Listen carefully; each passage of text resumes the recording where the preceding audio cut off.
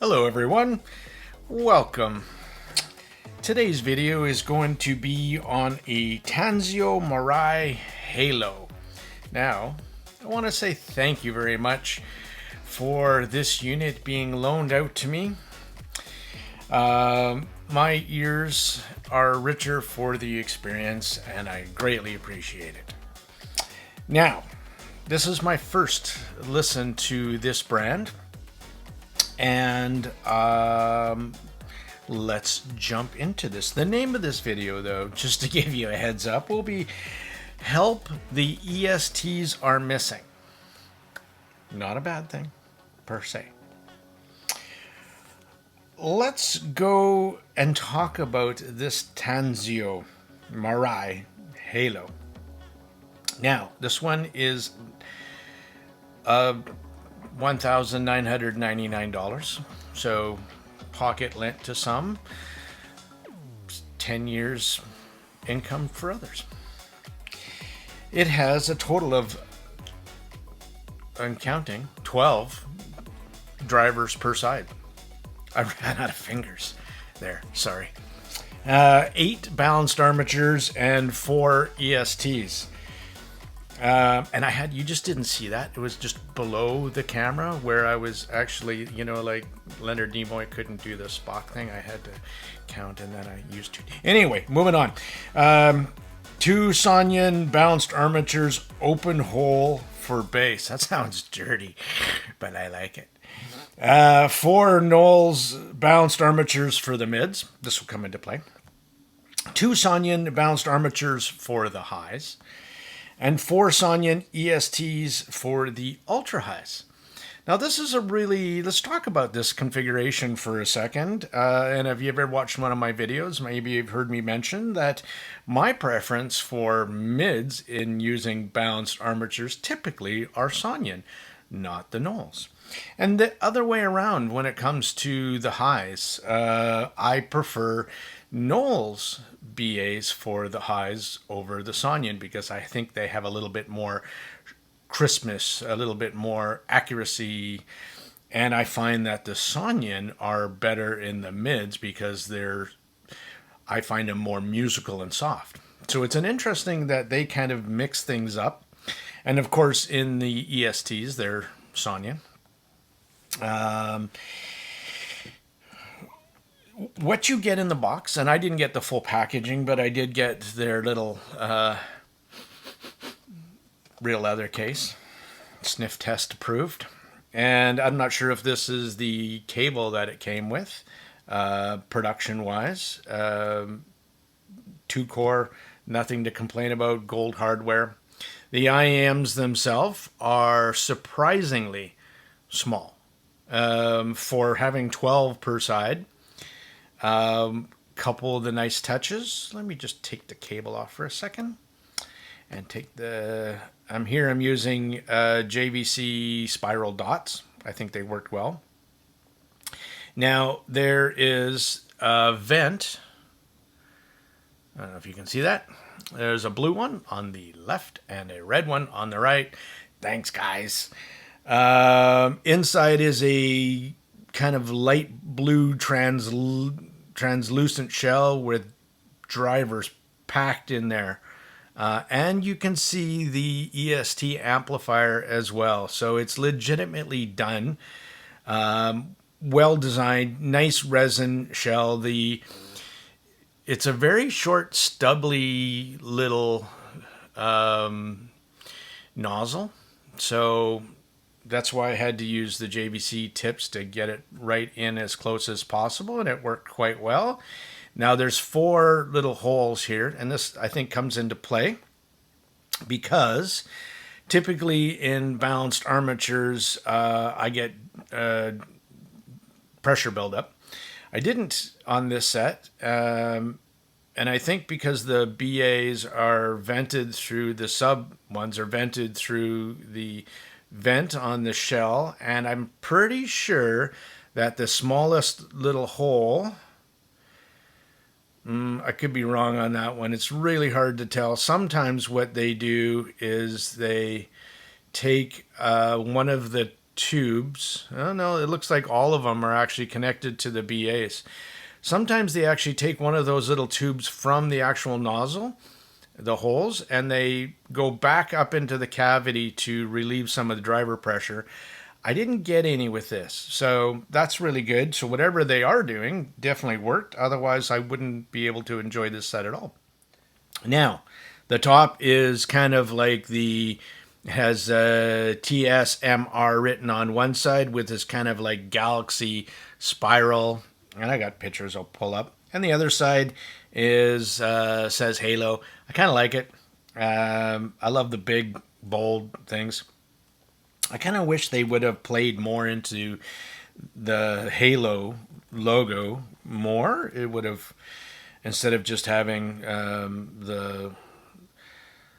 which is actually funny too, is the logos are different size on both sides. Like the TSMR is bigger. Little details, guys. $2,000.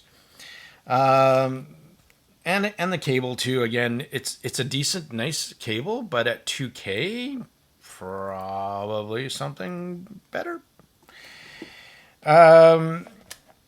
The nozzles have a very, very, very slight taper to them for the tips. I didn't have any problems with the tips staying on, nor did I have any issues, of course, with fitment, because like I said, they're quite small. And when they go in, I mean, they can go flush with my ears. So fitment, shell size, everything shebango. Now, if I were to pull up a graph, okay, I did this in one of my previous videos where I went graph and then I actually forgot to include it on the video, but I won't do that this time, I hope. Now, you'll see a very large sub-based focused shelf, and it actually has a ton of energy straight up until 300 hertz. I will say this straight up. I haven't been drinking. I'm honestly clean. Wow. If you're looking at this graph, it's very deceptive in the fact that it doesn't sound like it looks. So even if you're a measure stabator, I think that's what they call people who go off of graphs only, you would get this one wrong. I had to go back and actually, when I measured it, looked at the graph and see if I did it correct. One little thing that I will mention is channel balance is primo. Very good job on quality control. Now, it shows a lot of bass, and it shows a nice pinna rise, right up until, what is that, 2.5K, which normally you see it go up higher, 3, 4, 5. And though the pinna gain rise is not terribly sharp, it's kind of got a low pinna gain rise, and overall everything looks, fairly balanced, staying within 10 dB. And then decent, not just decent, but lots of energy still, without too many dips beyond 10K. So looking at that graph, you would say, okay, this is a bassy IM with, lots of mid and treble energy, but that's really not how it sounds. Okay. For the most part, the Halo is quite balanced for most songs. So let's talk about the bass just for a second. This is not your typical BA bass. So this bass is really more sub-focused. There was some songs that I would get into rock where I would find or not find the mid-bass hits. And then normally with BA bass, sub and mid-bass, it's tight, it's fast. You don't get a lot of decay like a dynamic driver, so there's not as much texture, I find. this is I find the overall bass of the Halo very soft, actually. It's a good way to describe this IM across the board.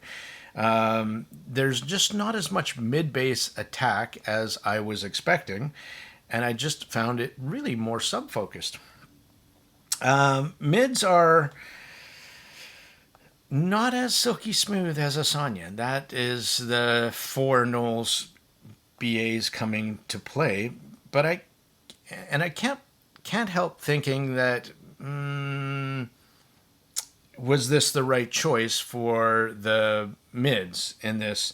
The Sonyans would, I think, have been a better choice, and the Knowles would have been a better choice again to use as the treble. Now, if I'm assuming that's the tuning they were going for, so I'm not going to knock it for that. Whatever tuning they were obviously going for, I think they achieved it, and this IM will definitely appeal to some. But let's continue. Now we're going to get into the treble. The treble is actually soft in the upper mids. Like, there's not a whole lot of energy at 3K, 4K, 5K. There's not. And in the upper treble, though it extends quite far, there's just not a lot of energy there. And I was expecting more from looking at the graph, but that's not how it sounds. I thought this IM honestly would come across as quite resolving and detailed. But let us go into a couple track impressions to give you an idea of how I thought this sounded. Let's start off with some strings, shall we? The Concerto for Two Cellos from Azir Polo. I use this track because I want to see how cello sounds, and there's some violin in there as well. And how does it do with the strings that play into the upper harmonics and the cellos that play into the lower octaves? Well, the cellos do sound full and wonderful, absolutely. But the upper strings sound a bit thick, too thick. They're missing some bite, some overall energy. They're good. They're smooth. They're just soft. And I'm going to use that word a lot in this IM because I think it's a great descriptor for this one. Let's change gears here. Some Tragically Hip, some Canadian stuff. Highway Girl. I love this song. This is a live version of this.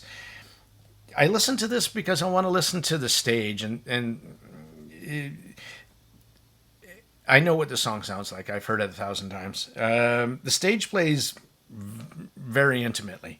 And it's a bit surprising with this, again, with the amount of, and the driver configuration.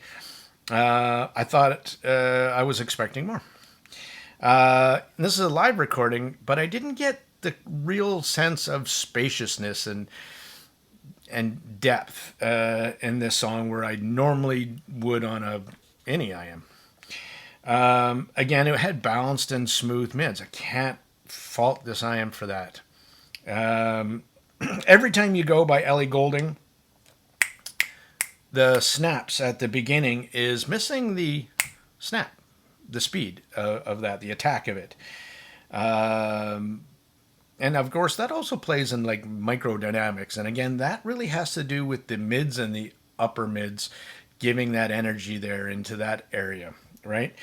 The vocals are mesmerizing. The Knowles are doing a great job on vocals here. Female vocals especially. Dreams of Reason. So by the Tea Party, another one of my favorite groups. If I didn't know this song better, I would have thought the Halo did okay. But instruments don't have the correct tone. Bass is off again. It's just much softer. It's missing the mid bass. It's missing the kicks. Not a great replay. also because the treble on the top end didn't have the bite that it should. In Too Deep by Sum 41. Normally with this song, I air drum. And the halo just made this replay kind of mundane. Not an IM for this song. I couldn't get an emotional connection. The air drums weren't going. The toe tapping wasn't happening. My ex's best friend, Machine Gun Kelly. I'm trying to bring out some emotion in this IM and stir it for me. Bass is kind of pillowy. That's what I wrote. Top end is just too soft, and it's all mid-focused with a unhappy smiley face.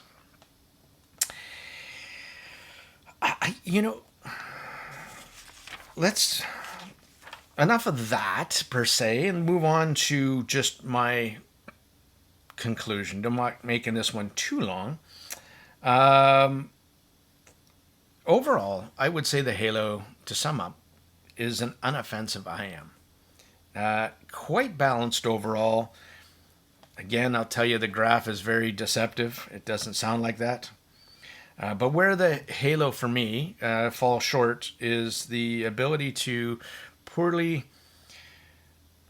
portray emotion. Or should I say more, give me an emotional response, right? To the music and suck me into just listening and enjoying the playback. Stage, dynamics, resolution, instrument placement didn't wow me or make me think I am listening to a $2,000 or top of the line near in-ear monitor. I think overall the tonality and the timbre are just not accurate enough because I put a giant amount of weight on that these days when I'm doing my reviews. I think more so than I have in the past. And that's kind of my direction. Like, it has to sound correct. It has to sound like I think it should sound if I was getting spin on by the artist, if I was in the recording booth or in the nosebleed seats in an audience. It needs to do that for me. I think overall, the halo was a great attempt and achieved a softer tuning. For me, I just didn't find it was engaging enough that I think I would pick up this set on a daily. But that was my impressions. There is some that prefer sub bass over mid bass. They don't want too much mid bass, and they don't want too much highs or upper mids. Well, this could be perfect for you. But I hope I portrayed how I heard the Tansio Mirai. I'm sorry if I screwed that up, but I think I got it right. Tansio Mirai Halo. I'm ever so grateful for having a chance to listen to this and be able to share my impressions once again. Thank you so much. And if you're still watching this, throw a couple of those thumbers, please. Helps my channel. Much appreciated. And much love from the Tone Deaf Monk. I'm out for now.